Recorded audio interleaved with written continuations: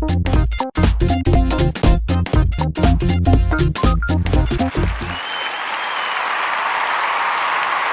up, America. It's the Adam Harman Show. We are back. Welcome back to the Adam Harman Show on Talk Radio, 790 AM, KABC. We're LA's new home for natural medicine and conscious living. It's time to get conscious, folks. If you're unconscious right now, it's time to get conscious. Time to do that, okay? Today we're going to be talking about, now get it, the magic of love. You heard me. So what we're going to be talking about today is something very, very mystical. Let me tell you a little story. About a month ago, I went to my favorite store, Mystic Journeys bookstore, on Abbot Kinney in Venice at 1624, Abbot Kinney, and I was listening to an author who was telling about her book. This was a special book. It was a book that was a lot of different ways to describe, or a lot of different words for love in Sanskrit. Very, very mystical. Sanskrit, that original language from the Middle East. And what happened is when she started reading these words, over 200 of them, something came over the audience. It was almost a blast of energy that came over us and brought us to a calm and almost all-knowing place. Brought us to a feeling of unity. I don't often experience amazing things like this. Well, today our guest is that author. Elyse Popper is also a conceptual artist and performer. She has previously collaborated with artists like Paul McCarthy, performed as Natalie Wood in his pieces Rebel and Rebel Dabble Babble, performed as White Snow in WS, and played the central role in the performance and installation series That Girl. Her work has been profiled in Vogue and The Huffington Post. Elyse constructs objects, spaces, and experiences where, through engagement, something entirely new emerges. I experienced that at Mystic Journeys bookstore. Well, her latest work is The Little Love Book. And there's nothing little about this book, by the way. 267 words for love in Sanskrit. It was published in the fall of 2018. She's also currently showing her Sumangashi work on paper at the Lava Projects in Alhambra. Well, Elyse Popper, welcome to the Adam Harman Show. Thank you, Adam. It's so good to be here. Well, it's so good to have you. I was blown away by that book reading. I was blown away by the way it affected those individuals in such a powerful way. It had to be more than just simple words. It had to do with the actual energy behind them. So interesting. So in a certain way, you've become an expert in the field of love with your first book. You're an expert in love. It sounds like you should be teaching Tantra or something, you know? She is just that way. The Little Love Book, 267 words for love in Sanskrit. You know, what led you to write this book? Could you tell us a little bit about that story, that journey? Sure. Yeah, it was actually a surprise to me that I ended up writing a book. Really? Surprise book? A surprise book. Surprise! I'm a conceptual artist, and so my work takes many different forms, but it's been mostly in the form of performance and visual objects. And at the time, I was taking a bit of a break. I had come out of a very intense period of experimental filmmaking and performance with a high amount of intensity, a lot of really sometimes violent imagery that we were representing as a way to reflect what we did not like in terms of images and media. But in a way, it was perpetuating some of those images, and I had to take a step back. And around that time, I was just sort of regathering myself creatively, and I ended up adopting a little dog who was already 14 years old, named Ted. He was a little poodle. Mm-hmm. He wasn't a teddy bear. He wasn't a teddy bear. Thank he was a Ted. Goodness. Go ahead. Just Ted. Just Ted. Just okay. Ted. All right. And he ended up needing quite a lot of care and quiet time. And so I found myself at home with him, just in a very quiet space, and also experiencing a new quality of attention and care to him than I had ever experienced before. I think it was devotion, essentially, because I absolutely adored him with all my heart. And also he required so much care and attention. And I don't think I had ever cared for anything to that degree before. And it led me to ask myself, why don't we have more words or more language to describe this quality of love that I'm experiencing? And I wonder if there are other languages that have this this expanded vocabulary for love or just understanding about it. I wanted to write about it, and I was thinking about, creatively, artistically, how to explore this new quality of what I was feeling. And I started researching and found that, Greek has something like 5 different words for love. And then I saw a reference somewhere that Sanskrit had maybe 90 or so words for love. And I thought, great, I'm going to find this list. I looked and looked and looked, and I could not find it anywhere. So it started actually a 2-year journey of researching and using, there's fantastic online dictionaries, Sanskrit English translations that actually originate from the mid-19th century.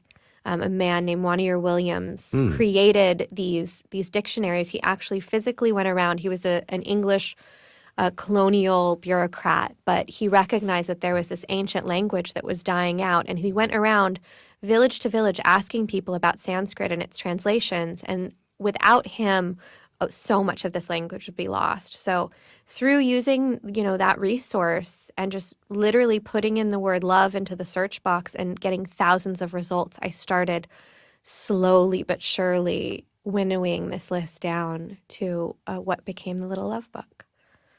It doesn't sound like a little love book to me. That sounds like a whole lot of loving. Oh, my goodness. Hey, you've had this opportunity through your research to become familiar with so many aspects of love. Has it changed your personal definition of this 4-lettered L word? I think what it's done is changed my experience of love more on the energetic level than the intellectual level. I was really shocked because as I started working on this book and just doing the simplest task with it, like just researching, or when I would sit down to do some editing or formatting, something so simple, I felt my heart expand and open, and sometimes it felt just blissful, and sometimes it was very painful, but it always had a quality that I identified as love. So I began to experience, I think, the spectrum. Love is not, and then also the words themselves revealed that our understanding of love may be limited to a cultural idealization of it being a positive, a purely preferred experience, but oftentimes it can be very painful, and that's also love. My goodness. Yeah. That's so wonderfully deep. I had the very short term, because you went through creating this whole book, experience in sitting in that room with these other individuals. And it was, I got to admit, it was weird. Okay? I mean in weird in a good way. It was unusual, the amount of energy that seemed like it was vibrating out of you and out of the description of this. I see this book as sort of a mantra almost of human evolution towards unity and away from fear. I personally watched your reading these words at Mystic Journeys bookstore and this blissful trance that it put people into. What do you think the purpose of this book is? You're the one who came through. What do you think? I think this book could have many purposes, and one of the reasons I created it in this way to be very simple, it's really simply a list of all of these words with the Sanskrit in its original Devanagari, and then the transliteration, so you can read the pronunciation yourself in English. Right. And then the English translation is to allow this sort of blank slate. I'm not putting any sort of spiritual practice with it or advocating it be used in any particular way. So my feeling is it's a tool for people to use in any way that they feel is relevant to them, whether it's just opening it up and people have been sharing with me, they've been using it in that way as like opening it to a random page and seeing a word and letting that word inform a question they're asking in that moment. Or, simply just, reading through it or, kind of allowing it to work on them however it feels right to them. And Elyse? Yeah. Elyse, I'm so sorry to interrupt you. We're heading into a news break right now. Folks, do not touch that dial. We'll be back with more of our guest, Elyse Popper, author of The Little Love Book, 267 Words for Love in Sanskrit. See you on the other side.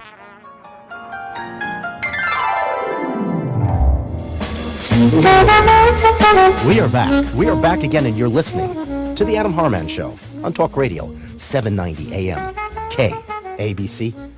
We're here again with our special guest, author of a magical new book, The Little Love Book, 267 Words for Love in Sanskrit. The author's name is Elyse Popper. Now, I got it wrong last time. I gave her a singular name. I called her Elyse Popper. That would make you some sort of appetizer at a bar.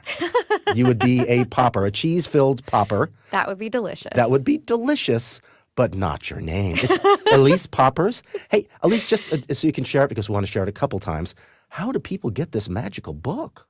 Well, you can get it on my website, which is ElysePoppers.com, ELYSEPOPPERS.com. It's also available at Diesel Books, which is in Brentwood at the Brentwood Mart, Skylight Books, and New High Mart, which are both in Los Feliz. Oh, my goodness. Well, you should get this book, because I got it for my lovely girlfriend. Aww. And you know something? She read it, and she looked at me after reading a couple of words, and then I can't get into it, okay? Because we are on radio, and it's public, and I just can't go there. It's a sexy book. It's a sexy book. Some real sexy in this book. Yeah. Hey, we're going to find out about some real sexy now. Oh, Elyse, can you share a handful of these words from the book so our audience can experience their energy as you speak them? And folks, I want you to be able to just take a deep breath. I'd like you to be able to feel your feet. Put your feet flat on the ground if you can. If you're driving right now, make sure they stay on the pedals, okay? And I want you to feel your feet and your heart, okay? If you want to get the biggest effect out of it and you're driving right now, pull to the side. It is going to be worth it. If you're at home, feel your feet and your heart, see a triangle, and breathe into that triangle a feeling of gratitude. And listen to these words. Elyse Poppers, take it away. Abhanga, bodiless love. Asaktapava, having one's affection fixed on. Avaskana, attacked by love. Ujvala, luminous blazing up of beauty, full-blown, expanded love and passion. Karva, love, a mouse or rat. Kamonmata, mad with love. Chithaja, heartborn. Dasha kama juvyusana, 10 vices arising from love of pleasure, hunting, gambling, sleeping by day, censoriousness, excess with women, drunkenness, and inordinate love for dancing, singing, and music, and useless travel. Naika, woman wise in love and life's pleasures, embodying Shakti, energy, without which even Lord Shiva would not be able to open his eyes. Premabandha, the ties of love. Premartra, overflowing with love. Premasagara, an ocean of love. Proudha, a bold, unafraid woman who stands in no awe of her partner, mature in love. Bhavabhava, love of worldly existence. Bhavabandhana, joining hearts. Manasi Jataru, love conceived as a tree that grows and blossoms through the water of love, nourishment through love. Ranga, a dancing place, a field of battle, love. Vanachandata, longing for the forest. Lobha, to love, desire greatly, eager longing for, to become perplexed, crazy, or disturbed, thought to be the origin of love in English. Harda, being in the heart. Herchaya, the protective shadow of the heart, feeling the relief of love from the harshness of the world. That is wonderful. And thank you so much for sharing. Well, I felt some good things from that. That was great. And I highly recommend that you go out there and you get Elyse Popper's book, and you can get it on ElysePoppers.com and a couple of select absolutely wonderful bookstores. Love Diesel, by the way. You know, you're also a performance artist. Can you tell us about that and what projects you're working on these days? Sure. Right now I'm actually working on a visual performance. So the Sumi Nagashi work that you mentioned is a form of Japanese water marbling. And I've been working on a piece that I'm calling subjective self-portraits. So I'm inviting people to come and sit with me individually as I produce the water marbling. I drop this Sumi ink, which is made from it's a natural ink made from tree resin that comes in a variety of colors, into a basin of very still water. And the way that Sumi Nagashi traditionally works is that the artist's breath is what moves and creates the designs on the water, which is then pulled onto a print. And so in this performance that I'm developing, I'm inviting people to sit down with me, and our shared breath will create an energetic portrait, which I'm calling a subjective self-portrait of the two of us. So I'm developing that right now and looking for a place to perform it. That is beautiful. Can you tell us, when it comes to performance art, one of your favorite performance art pieces? Tell us a little bit about it. I know I didn't go over this question with you. Yeah, that's okay. The first one that comes to mind, I love so many performances, historical performances and contemporary performances. Marina Abramovich, who's like one of the most well-known performance artists, did a piece called "The Artist is Present." Are you familiar with that? I am not familiar. But I've heard of her name. Yeah, it's a real departure from her past performances. She has a long history, but she sat at a table for weeks.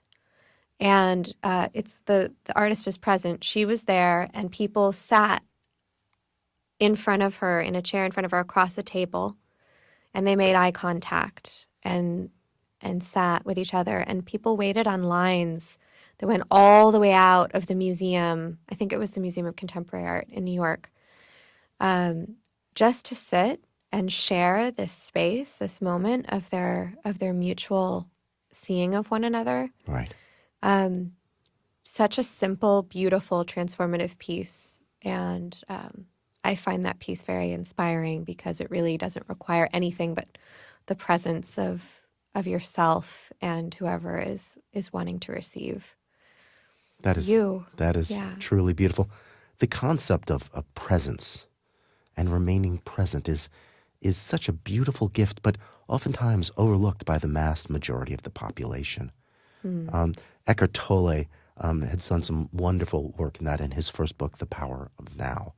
I remember many people said, you got to read the book. I said, no, you got to listen to the recording. This guy's got a voice like something from The Hobbit, And you're like, this is just magical listening to him, So absolutely wonderful.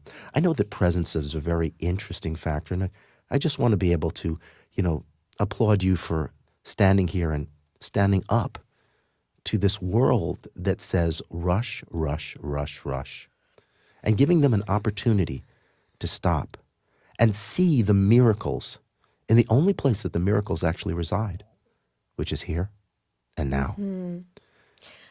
I'm wondering if I could read. I have the only part of the book that was my own is a small piece at the end, and I feel like it speaks to what you're describing. If you can do it in 2 minutes or less, we can do this. Okay. Let's give it a shot. Okay.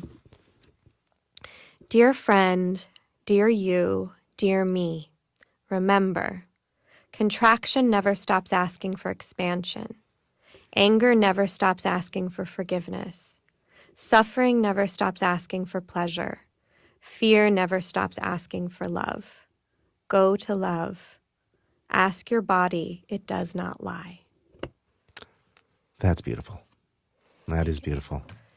And thank you so much for sharing. It's very interesting. When you start taking a look at some of the greatest psychologists in the past, they speak of something called the body syndrome. And the body syndrome is very interesting. It's mentioned in Ericksonian psychology and many other well-known psychologist texts, especially the people who really know their stuff and who stepped outside the box a little, the folks who are adventurous, the people who sort of change the science. And they speak of this thing called body syndrome, and it says that within your subconscious mind, it's expressed not through your words, but through your body. That is why when you go into a room and you feel something, sometimes it makes you sick to your stomach.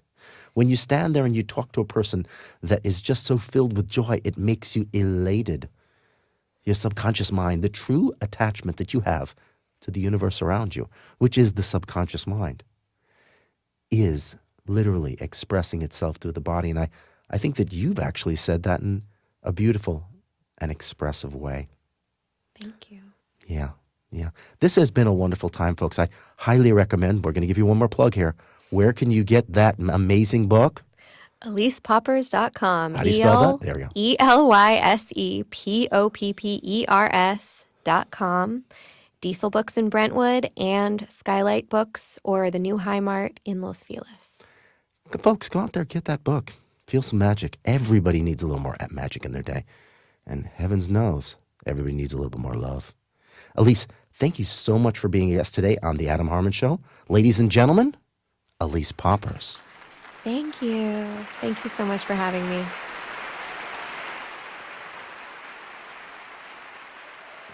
All right, folks. We're going to take a short break here. But stick with us. Come on.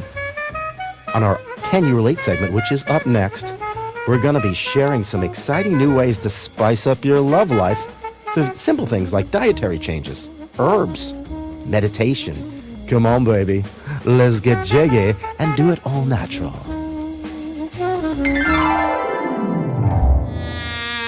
Oh, yeah. Let's get saucy. Let's get jiggy. Let's get jamming with that music. This is Deep Down and Dirty in only the most healthy way. You are back. You are back. We are back, and you're listening to LA's new home for natural medicine and conscious living. It's the Adam Harman Show on Talk Radio, 790 AM, KABC. Well, during this installment of Can You Relate, we're going to be talking about ways to heat up your love life. I'm not talking about taking Viagra. No.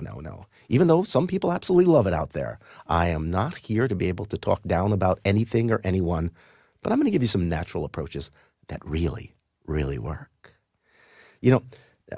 Many of them are simple things to be able to do to increase sexual function, stamina, and sexual interest. There's something called cognitive sensuality, okay? Cognitive sensuality means you think about it a lot. And there's a lot of people out there that are sort of beaten down. They're not thinking about it much anymore. It's like, yeah, not so much. I'd rather go to the bathroom. It's not one of the biggest things on my list. I'd rather brush my teeth. So if you're in that state, or you just like to make things work better, it's time to listen up. There's a lot of great science out there when it comes to certain areas. One of the areas, let's focus on women first of all. Stress doesn't make women want to have sex. And there's a lot of science behind this. When you take a look at the studies that have been done in regards to animal studies, female animals cannot conceive if they're in a stressful situation. I mean, a male can go and do whatever they want to be able to do and offer a certain amount of seed, and nothing's happening there. Because stress takes away the ability to conceive as well as interest in your ability to get intimate. It really is quite interesting. When you take a look at stress, you increase a specific hormone known as cortisol, okay? When you increase cortisol, guess what you do? You also increase insulin. It's a blood sugar hormone, okay, that allows you to be able to utilize the sugar or the glucose that's in your blood inside your cells as energy. But if you create more insulin with stress, well, then something happens. And this is where it gets interesting. It takes progesterone and converts it into testosterone, okay? And then if you have any extra pounds of fat on you, then there's a substance inside body fat which converts that testosterone into estrogen. So you get this big pool of estrogen. And what do you call a big pool of estrogen? You call it PMS. You call it PMS. I don't know too many women who are PMS and want to have anything to do with you guys, okay? So let's take a quick look here, all right? When it comes down to stress, guys, set the scene. You know, they always say, well, you know, after a while, guys just want to be able to, you know, if they've been in a relationship for a while, they just want to get down to it. And so, no, it doesn't work that way. That is an area of horrible returns in regards to intimacy and love, like really horrible. So calm that lady down. Take her out of that nervous, what they call sympathetic nervous system state, okay? Parasympathetic is relaxed. Sympathetic is tense. She's had a rough day.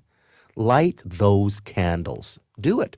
Because when it comes down to it, biochemically, you are literally standing in the way of her just wanting to be all friendly. So we want to make sure that you take that extra move as well. Here's another one for you, okay? When it comes to sleep, if you don't get proper amounts of sleep, then guess what? During the day, you're more easily able to be stressed out about small things. Once again, guys, you're not going to get what you want. So allow your lady to get a beautiful night's sleep. Give it to her as a present each and every night, okay? This allows that woman just to have everything that she wants in that feeling of security and being able to deal with stress and so on and so forth. She's going to look at you with those beaming eyes and you're going to thank me. You're going to call up and you're going to contact staff at the AdamHarmonShow.com and you're going to say, thank you, Adam, because that's just so good. So also another thing is, and this is, I think, really important, there's this great book out there called Love Languages, okay? Love Languages is so darn cool as a book. I would look it up and buy it immediately right now, both men and women, okay?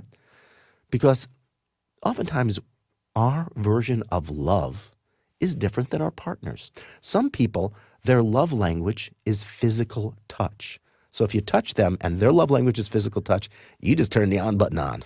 Click. That's good, right? But what if their love language isn't physical touch? Let's say it's acts of service. There's, I believe, 4 or 5 different love languages. How many are there? Does anybody know here? I think it was like 4 or 5. If one of them is called, okay, we have people in the background going, okay, Adam. If one of them is acts of service, which means that you actually go and clean up the garage for them, that gets them more turned on than saying, ooh, honey, and coming up and rubbing up against them, all right? So get that book, find out what their love language is, whether you're a woman or a man, find out what's going on with the other person, and feed them that food of love. This is like fertilizer for love, okay? We want to fertilize that love, make that happen. It's a beautiful thing. So I would be checking into that. Another area which is sort of interesting is this. Let's take a look at the different hormones, okay? Progesterone calms you down as a woman or as a man, by the way. And men have progesterone in them too. Men actually even have estrogen in them too. Most people don't know that. They're like, men with estrogen? They must be funny boys or something like that. Well, they're not funny. They're just trying to get in touch with their feminine side, all right, biochemically. So the bottom line on the whole thing is that both men and women, and we're talking about women right now, have themselves progesterone, testosterone, and estrogen. Now, many times stress lowers their progesterone and their testosterone, especially if they have a little body fat on them, converting that testosterone into estrogen. It just makes a big old mess. 10 to 14 days before their menstrual flow, life is just not a good place to be around these folks because they're dealing with this estrogen dominance issue. One of the actual ways it manifests is in PMS. It could also manifest in things like uterine fibroids, fibrocystic breast, or endometriosis. This was actually one of my areas of specialty in lecturing to medical doctors, was alternative approaches as it relates to women's health and hormones. So we want to make sure that we don't lose our progesterone, which calms down our women. And we also want to make sure, this may sound sort of interesting here, we want to make sure they don't lose their testosterone. Does that mean I want women out there with big old muscles on them? I like a big muscular woman. No, no, no, no. Some people do. God bless you if you do. But the bottom line on the whole thing is that a woman needs testosterone for sexual drive. All right. Many times, doctors who are involved in the area of hormone balancing will give testosterone supplements or even suppositories to women who don't have sexual drive. So the things that we can do. Okay, here's the list. Make sure, all right, that you have breakfast every morning. Because if you have breakfast every morning, the rest of your blood sugar throughout the day doesn't go through ups and downs. It's better. So you have less problem in losing your progesterone and your testosterone, and higher problems and less problems with things like PMS. So breakfast is important. Make sure it's balanced, please. No straight bagels, no straight Rice Krispies. You want proteins, carbs, and high-quality fats in there. The next thing you want to be able to do is, once again, get rest so they don't get stressed out and form that cascade of reducing the progesterone and testosterone and turning it into estrogen. Also, what you want to be able to do is with the sleep, and this is a great insight, if you have problems or your loved one has problems waking up in the middle of the night, according to Joslin Diabetes Center, which is out of Harvard, they think that one of the number one reasons why people have this thing called nocturnal hypoglycemia is when they wake up in the middle of the night. The worst case scenarios are where they raid the refrigerator, okay, is because they have low blood sugar in the middle of the night. So the best way to actually handle that, which is sort of neat, is to be able to just get yourself a full rounded tablespoon of almond butter in you just before you go to bed. It'll keep your blood sugar normal through the night. You'll sleep through the night and, maybe you'll get into morning sex. That'd be fun, right? This is all good stuff. The next thing is there's certain herbs out there that work so well, it's silly, okay? And if you take these herbs and you mix them with dark chocolate, they work really quickly. I think I'm telling something like, against the law out on here. You know what I mean? Because it just works so well. Isn't it funny? He's like, if something works so well, it's against the law. No, partner, it's not against the law. Yes, you too can enjoy fast results as it relates to a lot of these different herbs that are out there by adding dark chocolate to them. If you want to be able to add things like Tribulus terrestri, that's the genus and species of it, but just ask for Tribulus, along with an herb called ashwagandha, which is an adaptogen which calms people down. They don't react so poorly to stress, and something called cowage, which actually balances out your progesterone and your testosterone levels, okay? The three of them together, if you take them together and you add 1 to 2 small squares of dark chocolate, 70% or better cacao, the effects go from, if you did it without chocolate, being anywhere between a week and 2 weeks, the effects go to approximately 3 to 4 hours it kicks in, okay? I worked with a doctor from New York City, and we created something called Chocolate Passion. This was a cool thing. Chocolate Passion was the combination of those 3 herbs along with dark chocolate, which came from Switzerland, okay? And we actually studied 40 couples that he had as patients. He was a doctor. He had these patients.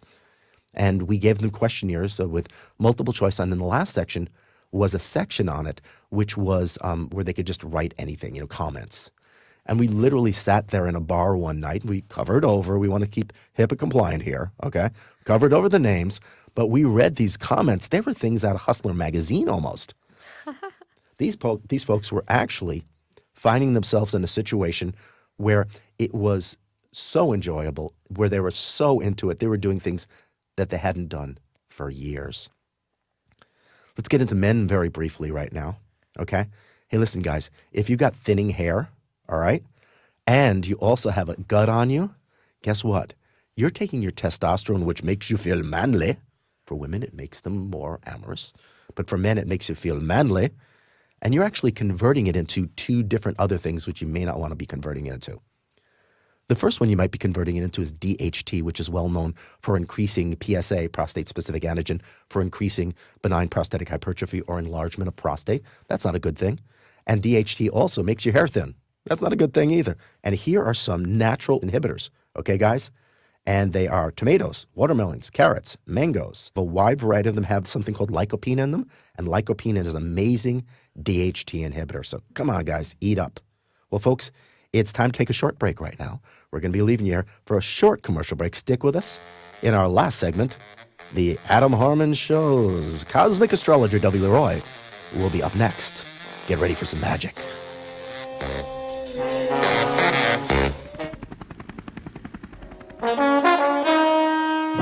My goodness, this sounds like a 60s TV show. Today we're here.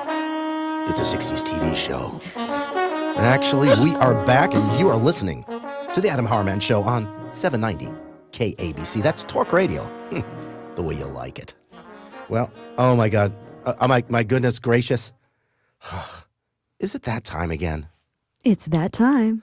Well, then it's time The for... fabulous W. Leroy, Cosmic Astrologer. Oh, Cosmic Astrologer. Woohoo, Cosmos!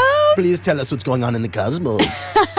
Yes, to begin with your weekly astrology forecast. In Aries, higher-ups are both short-tempered and willing to give you a boost up. Play your cards right, and you will be able to take advantage of this energy available. For Taurus, outdoor activities would mingle heavily with you during the week, so take time out of your day to play outdoors. This will help you air out and contemplate career ambitions. For Geminis, it's time to allow yourself to rest. And anybody that knows any Geminis or has any Gemini energy knows that that is a hard thing sometimes. You're a Gemini. I know, and it's really hard. We know you. I think too much, and then I have to act upon it. And health and energy may be or go towards a low if you lack that rest. So be on top of that. For Cancers, try expanding social horizons this week. There is optimistic, socially delightful energy around you. Take advantage. For Leos, Roar. you are... Roar. I love your headphones right now. If you are watching on YouTube, he is looking fantastic. Am I looking fantastic? Yes, you Yes. are. Uh-oh, there we go. But for Leos, a general emphasis will lie on your worldly status and career this week. This will set you up for change within the next months. Things may grow more stressful, forcing change, and then bringing opportunity. But this is all good, so just be aware that that could get a little bit trying, but it's okay. We will work through it. There's light at the end of that tunnel, folks. Exactly. Keep moving forward. No steps back. For Virgos, this week, you may be thinking a lot, which, of course, if you know any Virgos, they are both Gemini and Virgo ruled by Mercury, so that happens. And with these thoughts, examine your past so you can plan for your future. So then you can evolve and you can move forward from that. For Libras, many mysterious, unseen depths are around you, Libras, during this time. And you will be swimming in this zone like a fish, so that murky water. And get ready to tap into your subconscious, which will pretty much be like a boost and heightening your intuition or these hunches that you may start receiving to find accuracy for yourself. Question for you, question. The Hunchback of Notre Dame, was he a psychic? He was a Libra. was No, a- I'm just kidding. She actually knew that. I was like, wow. Okay, I'm sorry for stupidity. Go ahead. No, it was perfect. For Scorpios, your focus is on relationships this week. Major changes may come into play, but this will just make you realize what's acceptable and what's not acceptable. So that's a good thing. You'll be like, X marks the spot, tap it out. Bye-bye. For Sagittarians, Oh, we got two Sagittarians. I know we have two Saggies in the Bring- house, all bring the it. fire. What sign are you? Aquarius. You're an Aquarius. Oh my God. We have two air signs. Okay, fire and air. Look at us working Sounds together. like what is fire and air? It sounds like a hairdryer in hair. Okay, go. Bang. For Sagittarians, this week ahead is filled with work and possibly minor health concerns. We might have mentioned that last week a little bit too, if I'm aware. Money continues to flow in, but pay attention on what you are spending it on. So I don't know if you guys are having that good little amount of money and you're like, ooh, I could go get some drinks or I could go get a new air conditioner. What do I want to spend it on? Sitting in your apartment all hot and drunk. That sounds like a money saver to me. Take time to cleanse yourself of stress so you don't get sick, though. Be aware of that. So relax. And for Capricorns, domestic and security upheavals will be coming to a close, especially the Capricorns that have been dealing with this for the past, say, anytime within the past 7 years. There's been a little bit of domestic insecurities, I guess you could say. And you are moving into a more domestic joys field. So if this resembles you, just be aware that you can tap into that energy and take complete advantage of it and move forward with joyous energy. Sounds fabulous. And for Aquarius, careful starting new home decor projects. Careful. Careful. Okay. Watch out. Don't move that picture. And it's interesting because your taste buds will change in the next couple of months, making you want to change it again. So even if it's not necessarily maybe home decor, but anything that you're wanting to change up, just be a little bit aware that you might change your mind again. It's like, oh, I love that color. It's purple. And then like something happens. You're like, I'm redoing my room 3 months later. Let's just air it out. That eggplant color's not working for me anymore. I don't like it. No. And for Pisces, this may be a busy but lighthearted week. Lucky ducks out there. Quack. If there is a significant matter you need to handle, though, do it now. Tap into that. And those are your general readings for this week.